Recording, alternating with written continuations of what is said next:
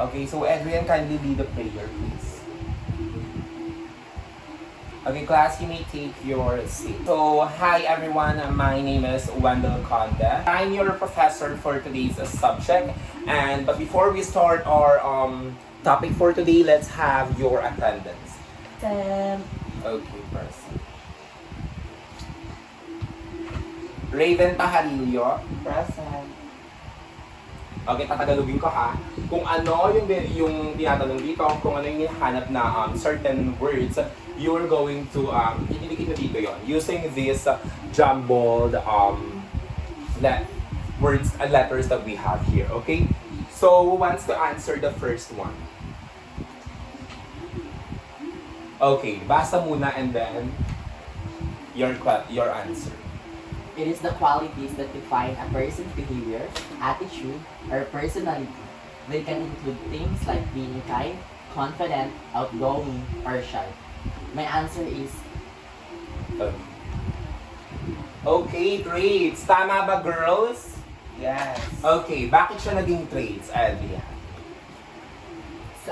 Sinabi po dito na ito daw po yung qualities na nagde-define ng person's behavior, ng attitude, or ng personality. Tapos nag-i-include po ito ng things like being kind, confident, outgoing, or shy. Kaya po, na-conclude ko po na yung sagot po dito is yung traits po. Yes, very good. Again, katulad nga dito na nasa definition natin or what is being asked on the visual aid, it is the qualities that defines a person's behavior, attitude, or personality. They can include things like being kind, confident, outgoing, or mahiyain or shy, diba? Next, for number 2, it refers to the actions, reactions, and mannerism exhibited by an individual in response to internal or external stimuli. Okay, who wants to answer? Raven.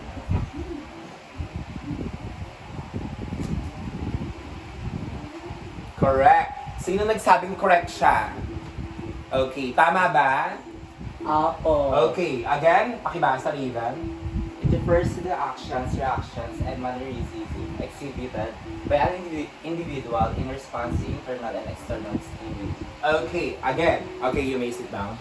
It refers to the actions, reactions, and... Okay, ito na lang yung pinaka-keywords natin dyan. Reactions, and mannerism exhibited by an individual in response.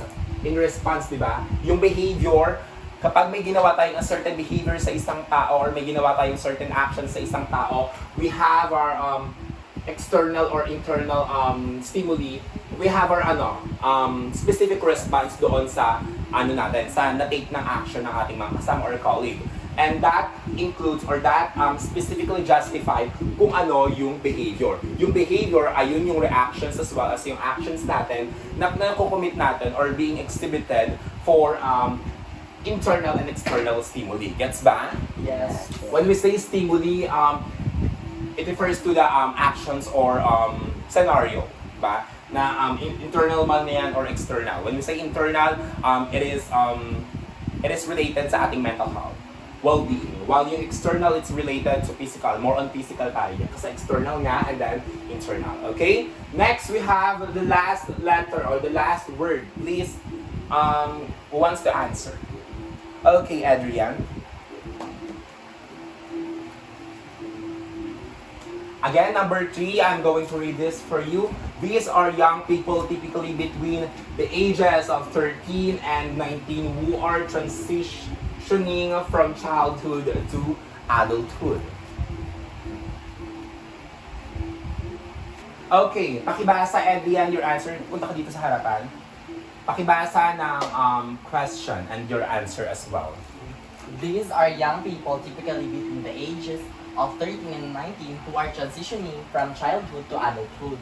Ang keyword lang po natin dito is yung transitioning from childhood to adulthood, which is para magkukonglud ka na ang sinasabi dito or ang answer talaga dito is teenager. Kasi sinasabi dito naman transitioning, ibig sabihin na nagbibinata ka or nagdadalaga ka. Very good, Adrian. Very well said. And for those who have answered, you have your rewards here para kahit paano may snacks kayo while listening to my topic. Thank you, ma'am. Okay? So, with our motivation for today, what have you guys think, or what you guys think our topic for today? It has something to do with traits, behavior, as well as teenagers. Yes, Adrian. Well, I think our topic for today is all about behavior traits of teenagers. Yes, exactly. Our topic for today includes the behavior traits of the teenagers. When we say traits of teenagers, these are the personalities as well as the attitude that is being committed by a certain individual, or also known as the teenagers, from childhood to adulthood. Ito yung mga umuusbong na pag-uugali ng mga kabataan during their adulthood. Okay? So our topic for today is about behavior traits of teenagers. Behavior traits of teenagers, again, sa katulad ng sinabi ko, ito yung mga actions as well as yung mga personality na na-absorb ng teenagers natin because of the society or dahil sa pagiging innovative ng ating society, di ba? Nag-uusbong yung mga personality as well as yung mga beliefs ng mga teenagers because we are now living in a modern world, di ba? So, lahat tayo modern na din kahit yung way ng pag-express natin ng salita natin or way ng pag-express natin ng certain stimuli or information. Okay. For the first one who wants to read, Raven, read number 1. Identity formation. Teenagers often grapple with questions of identity, exploring different roles, beliefs, and values as they seek to establish a sense of self. Okay. So identity formation, teenagers often grapple with questions or identity, exploring different roles and belief values they seek to establish a sense of itself. Okay, it has something to do with gender confusion as well, di ba? Kapag tayo as an individual, we tend to we're trying to develop ourselves in a way na kung saan natin siya ma-develop. Say for example, sa gender, di ba? If you're confused sa gender mo, then you have to develop yourself. Therefore, you have your identity formation. Fino-formulate mo pa yung information or yung yung sarili mo. Di ba? Kasi today we should not be invalidated kung tayo man ay nalito kung ano yung dapat nating express sa sarili natin. That's why it is important to have this identity formation so that ma-develop natin kung ano tayo at kung ano yung mga magiging certain response natin when it comes to different scenario. Gets ba? Yes. Okay. Next, peer influence. Pakibasa, Adrian. Peer influence. Adolescents are highly influenced by their peers, seeking acceptance and validation within their social circles. Okay. These are the very common personalities of the teenagers. Di ba? Marami tayong mga circles. And those circles, bad influence man yan, good influence man yan, nagsisik tayo ng acceptance and validation. Say for example that you're unmotivated sa academic mo. Your social circles really helps you to improve a lot with your academic school breaks, di ba? Kapag tayo ay nasa tamang circle, then we have our peer influence. Whether it's a bad influence or it's a good influence, tayo ay nag-absorb ng peer influence kasi we are highly influenced by our peers, di ba? Sa mga friends natin, di ba? We tend to socialize so that we will know kung hanggang saan ba aabutin yung level na pag-uunawa natin when it comes to different manners with the use of our social circles. Gets ba? Yes. Okay. Next, we have risk-taking behavior. Who wants to read? Raven, please read.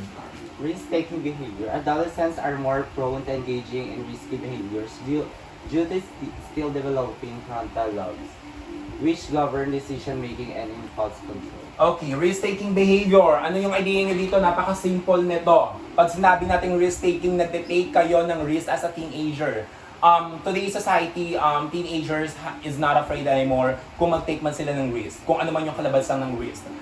Ang importante ay nag-take ka ng risk. And that is a good sign for me because you are trying. You keep on trying whether, regardless kung ano yung magiging consequences or yung magiging outcome ng certain behavior mo. adolescents are more prone to engaging in risky behaviors due to still developing frontal lobes which govern decision making and impulse control. Pero we have to understand na yung risk-taking, nakadepende rin ito sa level na pag-understanding natin. We have to absorb proper critical thinking when it comes to risk-taking behavior. Kasi it is a crucial part of teenagers' personality as well as behavior dahil itong behavior na ito ay talaga namang it can affect our lives, di ba? Pwede tayong ma-traumatize when we are being risked or we are taking risk for a certain manner, di ba? So you have to always improve your decision making as well as your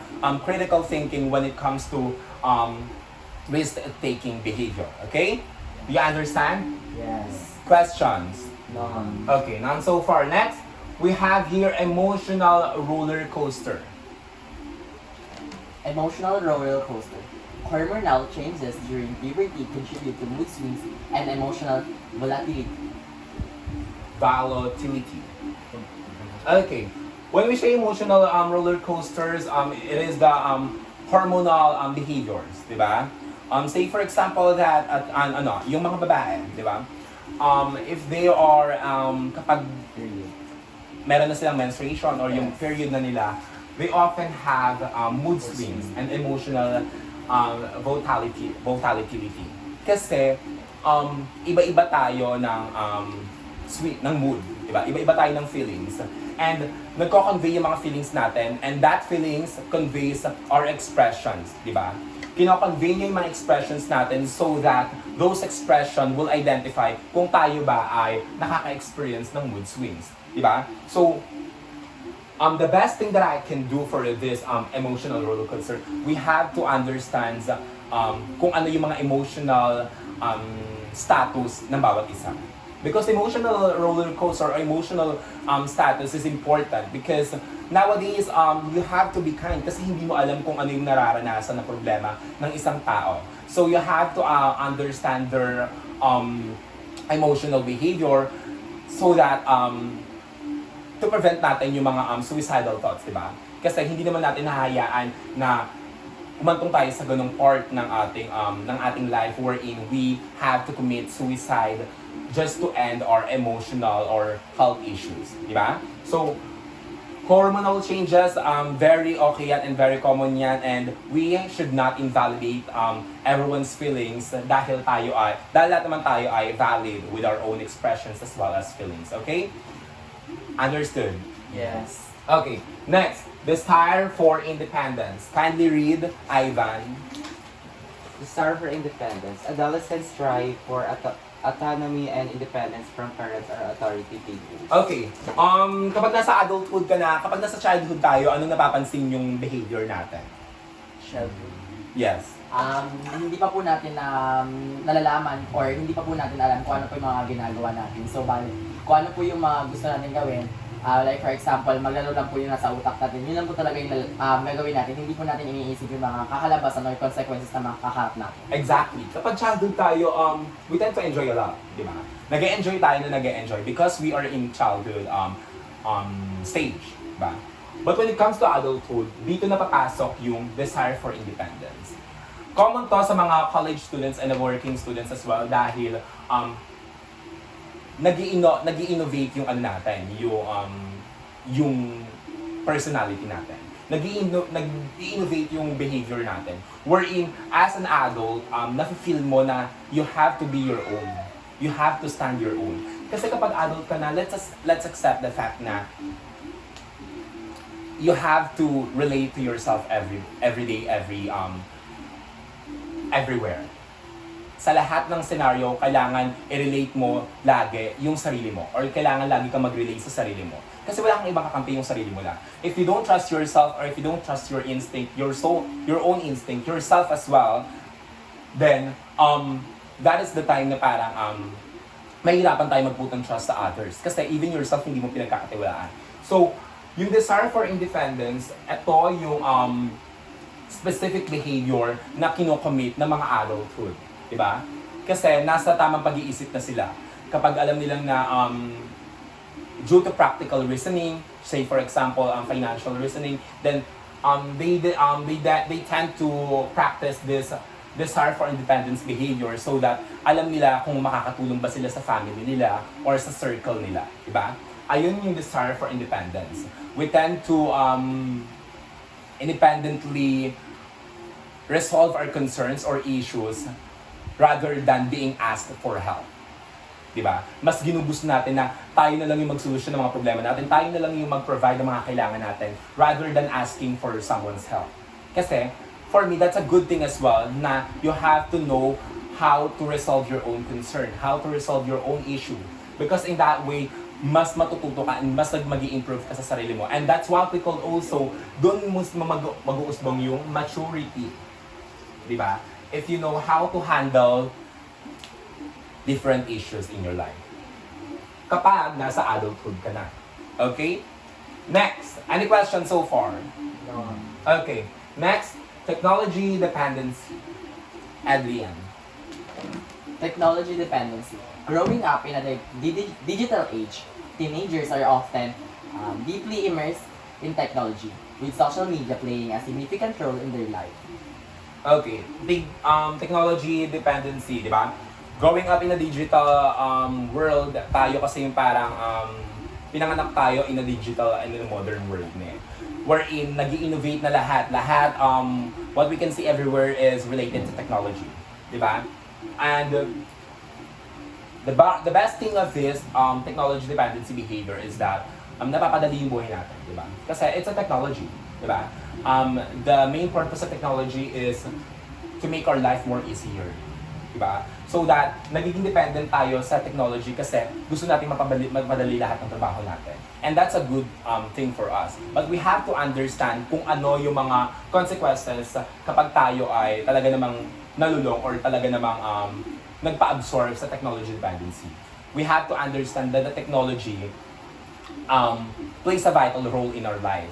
Diba? So that we have to use this in a better way. Not in a way na kailangan natin mag-cheat. Say for example, yung paggamit ng ChatGPT, there are lots of students who were using ChatGPT para mapadali yung mga ano nila, yung mga schoolworks nila.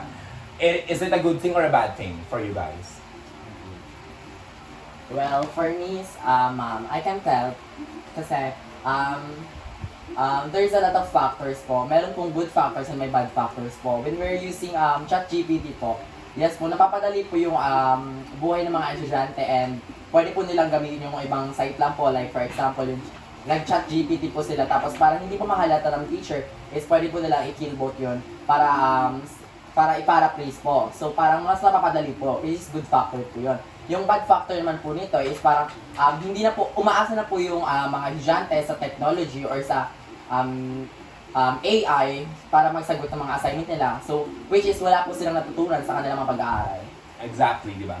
Yung technology, in short, tinuturuan tayo maging tamad.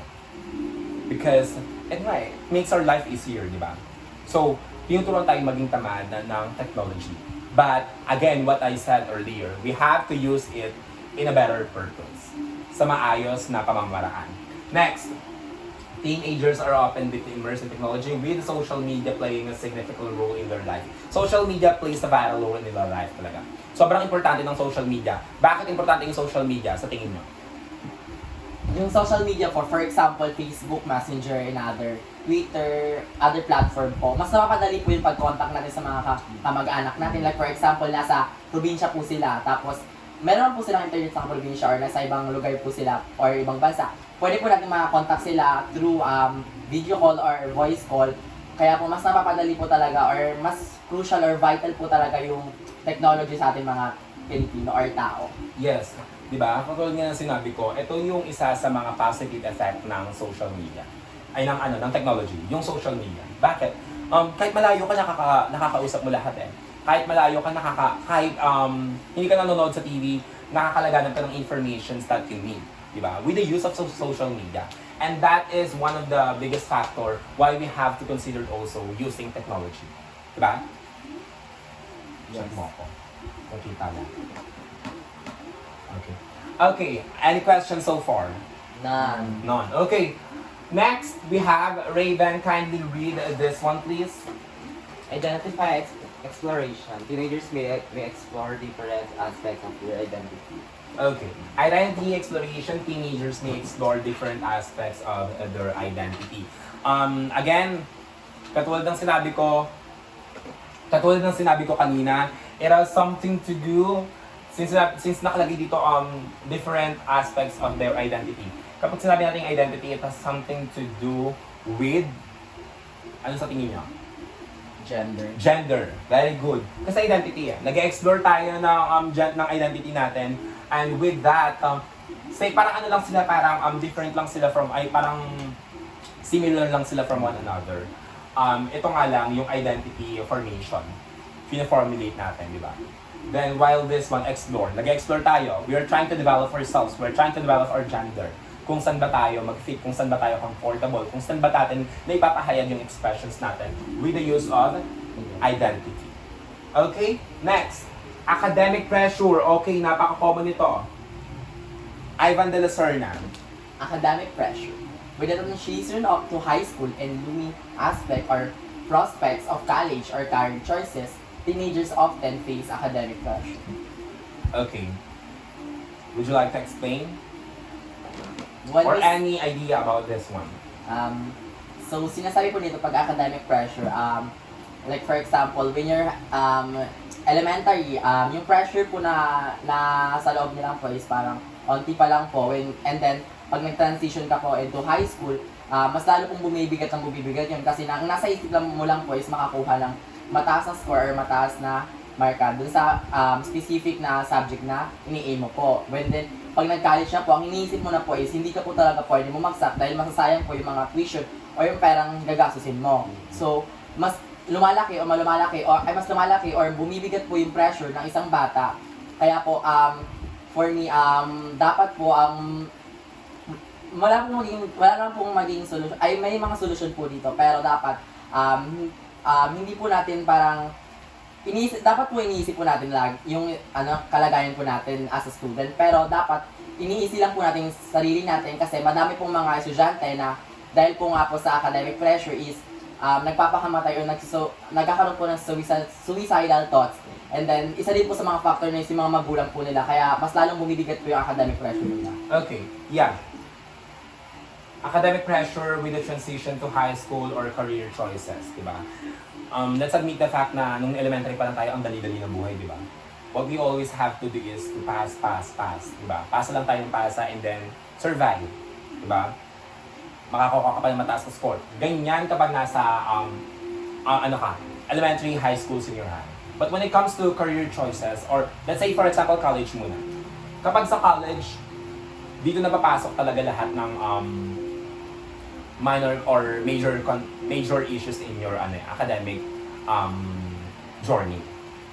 Kasi mape-pressure ka na magpasa ng mga requirements. And you have to pass them on time. And doon nabubuo yung academic pressure natin. At yung academic pressure na yun, hindi lang siya nabubuo inside your school campuses. Nabubuo rin siya minsan sa family. Because of the expectations you had. Expectations na nagsaset ng standard mo to improve yourself. Or doon ka nagre-relay. Doon tayo minsan nagre-relay sa expectations ng tao sa atin. Diba?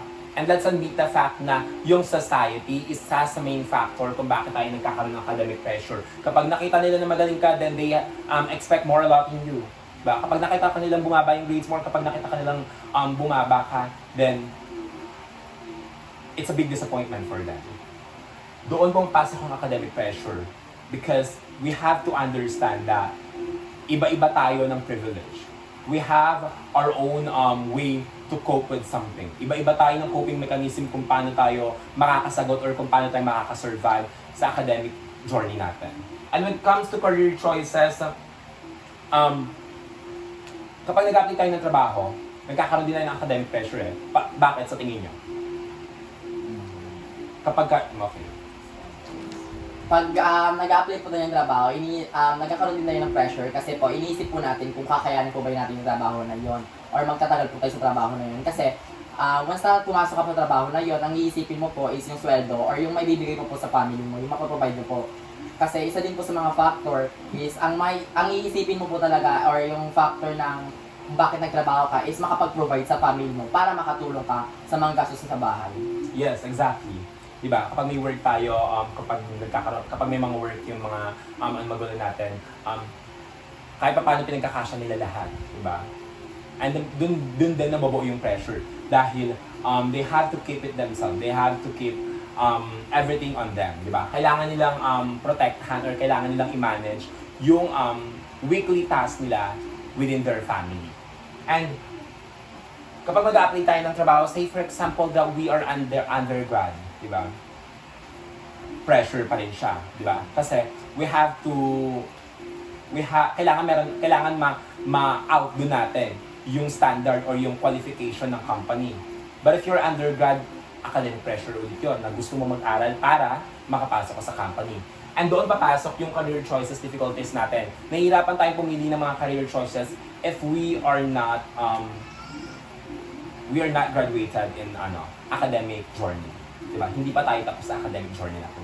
So, there's a lot going on in academic pressure. Marami tayong dapat ihulma, marami tayong dapat i-normalize or kailangan nating prevent talaga sa academic pressure yung procrastination. Ano yung sinasabi natin procrastination? Ayun yung pagpo-procrastinate natin. Ayun yung sinasabi natin na sige mamaya na lang yan. Oo, sige kaya ko yan, ganyan. Doon nabobuo yung mga teenagers, they often do procrastination. Nagpo-procrastinate sila dahil akala nila kaya nilang matapos yun with a certain period of time. Pero hindi. And doon pa lang mabobuo na yung academic pressure kasi masyado mong pinapahaba yung panahon at yung oras while you can do is to finish your schoolwork. Di ba? So, yun. Any questions so far? None. Okay, none. Next, we have the body image concerns. Raven, kindly read. Body image concerns. Adolescents a time of physical changes and teenagers may face body dissatisfaction as they grow up. Exactly. O, di ba? Ano ang body dysphoria? Alam mo yung body dysphoria? Yung body dysphoria, yung parang titingin ka sa sarili mo na, titingin ka sa salamin na parang, ang taba-taba ako while in fact ang payat-payat mo. Tumataba ako while in fact, okay lang naman. Nakikita na okay lang naman, di ba? Tayong lahat, nagkakaroon tayo ng body image concern.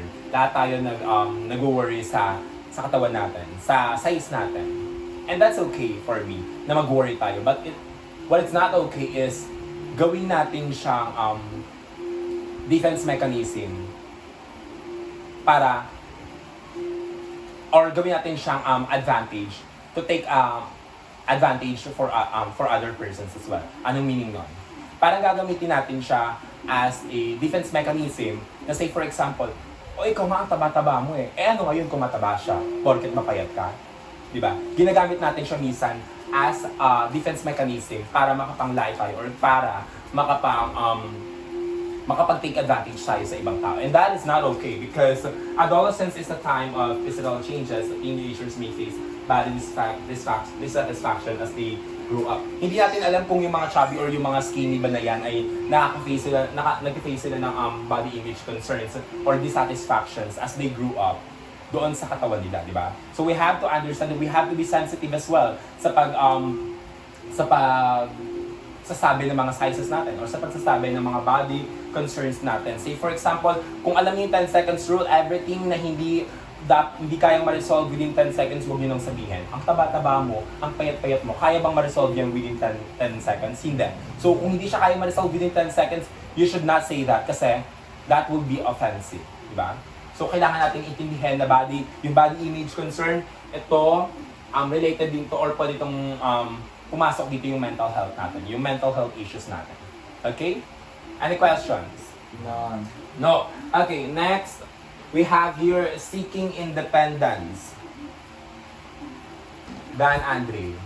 Seeking independence, teenagers often seek more freedom and autonomy in decision-making, leading to clashes with parents' issues. Seeking independence it has something to do as well with the desire for independence. Dito lang, nagsisik tayo ng freedom, di ba? Nung childhood tayo, we often more like nagre-relate tayo sa mga magulang natin. Di ba? Gusto natin niyahatid pa tayo sa school, di ba? Ganon. But when it comes to adulthood, parang nagre-relate tayo, parang nakakaranas tayo na parang gusto kong bumukod, gusto kong bumanto, ako na lang, ganyan. And that's okay for me because you're seeking for independence, pero you have to understand na you have to inform people around you that you want your freedom. Although you have your freedom as an individual, bago ka pa man din ipamanak or once na pinanganak ka sa mundo na to, you have your freedom na. You have your rights na to seek for freedom, di ba? So, we have to understand na yung independence, hindi natin siya dapat ina-absorb lang ng ganun-ganun lang. Kailangan we have to also understand yung environment. Kung kaya ba nilang makasabay sa freedom na gusto mo, di ba? So that in some ways, wala tayong maapektuhan na ibang scenario. Wala tayong maapektuhan na ibang category in our life. Say, for example, yung mga family natin, yung mga circles natin, di ba? Kasi you're seeking for your independence eh. Doon nagkakaroon ng parent issue kapag kapag nagsisik ka ng independence or freedom sa sarili mo. Kasi you want to be independent na on your own. Parang gusto mo nang bumukod. And that is the way na magkakaroon ka ng parents issues or guardian issues. Okay? Any questions so far?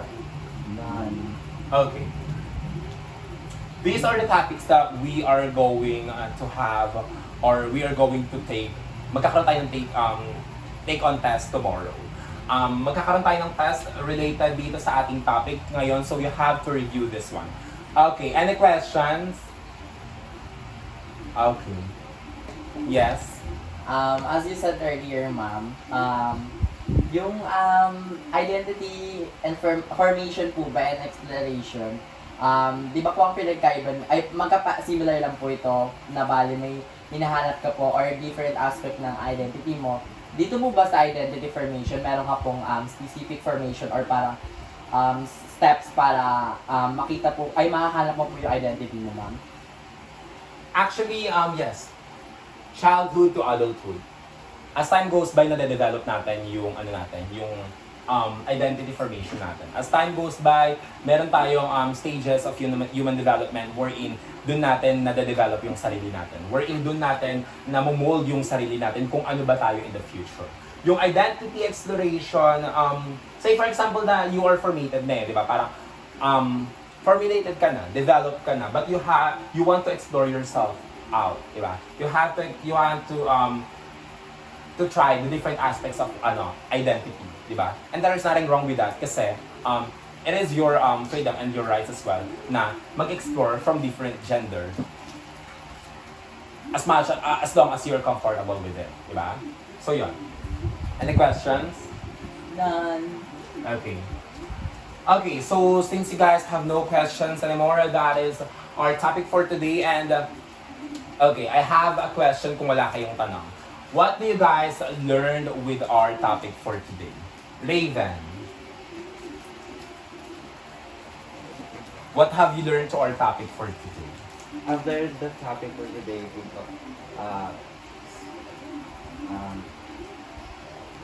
Yes, what have you learned? Daldalan kayo ng daldalan sa likod, di ba? Okay, what have you learned? the different kind of behavior traits are teenagers because some of them we need to know what is the difference of being behavioral of being teenager. Okay, di ba? We have to understand yung yung certain behavior natin as a teenager so that malalaman natin kung applicable ba sa atin yung certain behavior, di ba? With this, lahat to nag-exist to sa iisang tao, sa lahat ng tao. So you have to understand kung anong behavior traits of teenagers you have so that you'll know how to cope with it, di ba? Okay, how about Adrian? What have you learned for today? Well, today I've learned so many things to you, ma'am. I've learned na all of these types of behavior of teenagers, meron po pala ako nun. Like, for example, identity formation, peer influence, risk-taking behavior, emotional roller coaster, desire for independence, technology dependency, identity exploration, academic pressure, body image concern, seeking independence. I've learned na lahat po ng types ng behavior ng isang teenager is nasa akin po. At hindi naman po talaga maiiwasan ng hindi magkaroon ng ganito kasi as you said earlier, ma'am, nandun nga po kayo sa pagdi-develop or mas pag tumatanda kayo, ma'am, nagde-develop po kayo, which is mararanasan nyo po ito sa buhay nyo para mas maging more better kayo or mas maayos kayo in the future. Okay, very good, di ba? As you said earlier, meron kang characteristics ng isa sa mga behavior na to. Kasi totoo naman, these are the standard behaviors of the teenagers. Lahat tayo meron nito. So kung wala ka ng isa sa mga ganito, ano ka ba? Tao ka pa ba? Hindi, di ba? Because lahat ng to, ito yung mga fundamentals. Ito yung lahat ng, ito yung pinaka-standard. Let's say, ito yung standard. Di ba? So, it's okay if you feel that you have some of these na talaga namang risk, na talaga namang say for example na parang risk behavior siya, na parang in a way na parang risky siya, na parang you have to understand na hindi ka lang dapat dependent sa external stimuli mo, but you have to also be informed dun sa internal mo, diba? Sa mental health issues na. Okay. So for your activity, you're going to have your role playing, okay? Pipili kayo ng isa sa, dalawa sa 10 na ito na i-role play nyo. And kailangan wala kaming idea kung ano sa mga yon so that your classmates will know or your classmates will answer it, okay? Isasend nyo ang inyong video sa ating messenger group chat as well as ipapasa nyo ang inyong gawa sa Google Classroom. Nagkakaintindihan ba? Yes. Isasend ko later yung ating group members sa group chat para inform kayo at pwede nyo na siyang magawa. Okay, question. Is it okay if more than 2 po yung gawin namin dyan? Yeah, sure. More than 2, it's okay. As long as kaya nyo. Basta minimum of 5 para kahit paano hati siya, di ba? 10 kasi siya. So, it's okay. Okay? You can do your own thing. Okay, any question? None. Okay. Since you guys don't have no question, please kindly pick up a piece of paper, a 1/4 sheet of paper, and let's have our quiz for today. These are the directions, okay? Directions is that you're going to write F if the statement that is being provided in the numbers are false. And T naman kung ito ay true. Okay? Kung ito ay false, underline yung certain word na false, and then you have to answer F and then yung correct word doon sa in-underline mong term. Okay? Nakakaintindihan ba? Yes. Clear ba yung any questions? None. Okay. Meron, to ha? 1 to 15. So, okay, class, pass your paper. Okay. Since you guys, ito-check natin ito bukas. So, yeah. That is all for today, you guys. Thank you so much for participating on our discussion. I hope you guys learned a lot with our topic for today. And let's see you guys tomorrow. Goodbye, class. Goodbye, Ma'am Conde. Thank you for teaching us today. Okay, goodbye. See you all tomorrow.